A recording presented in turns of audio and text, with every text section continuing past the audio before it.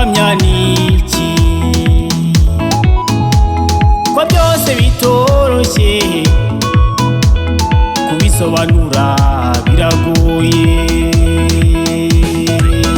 Umuntu ninde, ukuri niki, ikinyoma niki, guhamya niki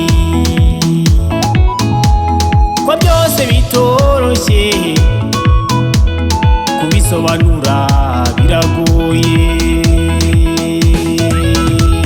Namenye yuko inshuti yawe